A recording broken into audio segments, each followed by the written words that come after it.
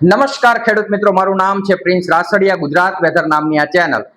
આજની તારીખ થઈ ગઈ છે મિત્રો 17 ઓગસ્ટ 2026. તો મિત્રો આજથી મઘા નક્ષત્રનો શુભારંભ થયો હોય તો એના વિશે મારે સંપૂર્ણ માહિતી આપવી છે અને મઘા નક્ષત્રની અંદર કેવો વરસાદ થવાનો છે એના વિશે પણ વાત કરવી છે. પહેલા જે મિત્રો નવા હોય ખાસ આ પેજને ફોલો કરી દેજો, સબસ્ક્રાઇબ કરી દેજો અને ખાસ લાઈક કરવાનું ભૂલતા નહીં મિત્રો આજની તારીખ 17 ઓગસ્ટ 2026. તો મઘા નક્ષત્રનું શરૂઆત આજે વહેલી સવારે એટલે કે 8 વાગ્યે અને 2 મિનિટે થઈ ચૂકી છે અને આ નક્ષત્ર જે છે 31 ઓગસ્ટ 2026 એટલે કે મહિનાના અંતિમ દિવસ સુધી ચાલવાનું છે. હવે જોવાનું એ છે કે આ નક્ષત્રની અંદર કેવો વરસાદ થશે. એ પહેલા થોડીક મઘા નક્ષત્ર વિશે વાત કરું તો મઘા નક્ષત્રનું પાણી મિત્રો ખૂબ સારું ગણાય છે. આ નક્ષત્રની અંદર જે પાણી છે એ પાક માટે પણ ખૂબ સારું હોય છે. પાકમાં જીવાત નથી આવતી અને જીવાત હોય તો એ દૂર થાય છે.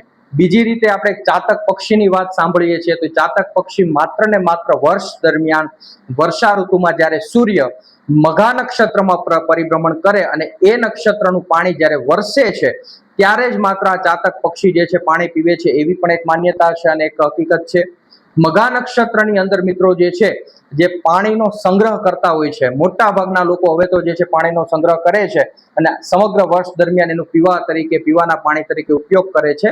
પ્રાચીન સમયમાં ખંભાતવાસીઓ માટે ખાસ વાત છે કે ખંભાતના જે લોકો હતા એ લોકો જે છે આ પાણીનો સંગ્રહ શરૂઆત એ લોકોએ જ કરી એમ ગણાય, કારણ કે આ એક કહેવત પ્રમાણે પણ છે અને માન્યતાઓ પણ છે કે આ લોકો જે છે સૌ પ્રથમ શરૂઆત કરનારા પીવાનું પાણી જે મઘા નક્ષત્રનું હતું આ લોકો સંગ્રહ કરતા પૌરાણિક સમયમાં અને ત્યારબાદ એનો પીવાના પાણી તરીકે આખા વર્ષ દરમિયાન ઉપયોગ કરતા. એનું મુખ્ય કારણ એ છે કે આ પાણી આમ આપણા શરીર માટે પણ સારું ગણાય છે, બાળકો માટે પણ સારું ગણાય છે, કારણ કે બાળકોમાં જે પેટની જીવાત થાય છે, કૃમિ આપણે કહીએ છીએ, તો એ પણ આ પાણી પીવે તો દૂર થાય છે અને અન્ય રોગો પણ થતા નથી અને જીવાણુ નાશક પાણી હોય છે. એટલે હવે આજના સમયમાં તો જે છે મોટા ભાગના લોકો આ પાણીનો ઉપયોગ કરતા થઈ ગયા છે. ભોં ટાંકા બનાવે છે, જમીનની અંદર ટાંકા બનાવી અને એ રીતે જે છે પાણીની સિસ્ટમ ગોઠવી અને આ પાણીનો જે છે સંગ્રહ કરે છે અને સમગ્ર વર્ષ દરમિયાન આ પાણીનો પીવાના પાણી તરીકે ઉપયોગ કરે છે.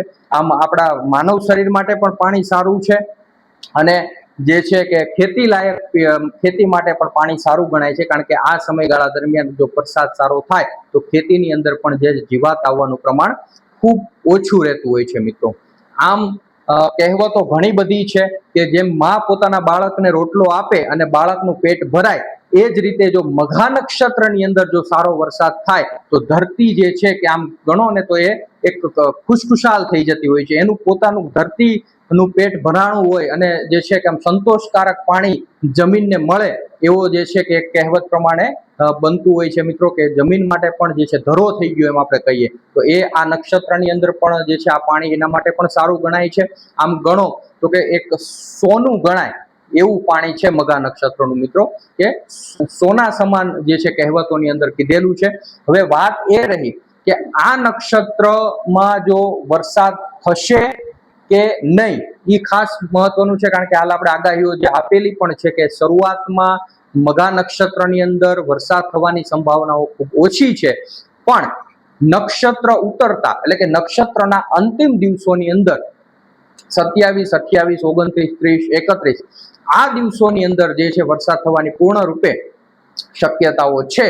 તો આ દિવસોની અંદર તમે પાણીનો સંગ્રહ કરી શકો છો અને ખેતી માટે પણ ફાયદારૂપ આ દિવસોની અંદર થઈ શકે છે. એ પહેલા વરસાદ બંધ થવાની કોઈ આગાહી નથી, માત્ર ને માત્ર ઝાપટાઓ શરૂ રહેશે, ભારે વરસાદ નથી થવાનો, એ ખાસ ધ્યાન રાખવાનું છે મિત્રો. અને કદાચ ગુજરાતના એકાદ સ્થળે કોઈ સારી સ્પેલ થઈ જાય તો એક અલગ વસ્તુ રહી, પણ સમગ્ર ગુજરાતની અંદર સાર્વત્રિક વરસાદ થાય એવું આ નક્ષત્રમાં માત્ર અંતિમ દિવસોમાં લાગી રહ્યું છે. આ વાત ધ્યાને લેવાની છે. આ નક્ષત્રનું વાહન મોર છે, તો મોરના વાહન સાથે આજથી મઘા નક્ષત્રનો શુભારંભ થઈ રહ્યો છે અને આવનારા 15 દિવસ સુધી એટલે કે 31 ઓગસ્ટ સુધી આ નક્ષત્ર ચાલશે અને આ નક્ષત્રમાં વરસાદ થવાની પણ પૂર્ણ રૂપે શક્યતાઓ રહેલી છે. અને સિસ્ટમની વાત કરીએ તો એક સિસ્ટમ હાલ પશ્ચિમ બંગાળ નજીક છે, મધ્યપ્રદેશના ભાગો તરફ 19-20 તારીખ આજુબાજુ પહોંચશે, ત્યારથી થોડું વાતાવરણ જે છે ગુજરાત રિજિયનના ભાગોમાં થોડું ચેન્જ આવી શકે છે અને ત્યાં પાછા ફરીથી થોડા જે છે વરસાદમાં થોડો વધારો થતો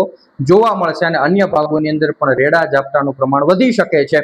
પણ ત્યાર પછીની જે સિસ્ટમ 23-24 તારીખ આજુબાજુ બંગાળની ખાડીની અંદર બનશે એ સિસ્ટમ અને હાલ જે સિસ્ટમ બની છે બંને મર્જ થવાની પૂર્ણરૂપે શક્યતાઓ છે. જ્યારે આ સિસ્ટમ હાલ બની છે વીક થશે ત્યારે નવી સિસ્ટમ સાથે મર્જ થઈ અને એક બહોળું સર્ક્યુલેશન ગુજરાતના ભાગો સુધી લંબાશે અને આ સર્ક્યુલેશનના ભાગરૂપ પશ્ચિમ સૌરાષ્ટ્ર અને પશ્ચિમ કચ્છમાં પણ સારા વરસાદની શક્યતાઓ છે. એટલા માટે કારણ કે આ સિસ્ટમ અરબ સાગર સુધી લંબાશે, અરબ સાગરનો ભેજ અને કરંટ આ સિસ્ટમને મળશે અને પૂરતા પ્રમાણમાં ભેજ મળતા સારા વરસાદોનો દોર શરૂ થઈ શકે છે. મિત્રો જે મિત્રો નવા હોય ખાસ આપણે ફોલો સબસ્ક્રાઇબ કરી લેજો. આભાર, ધન્યવાદ.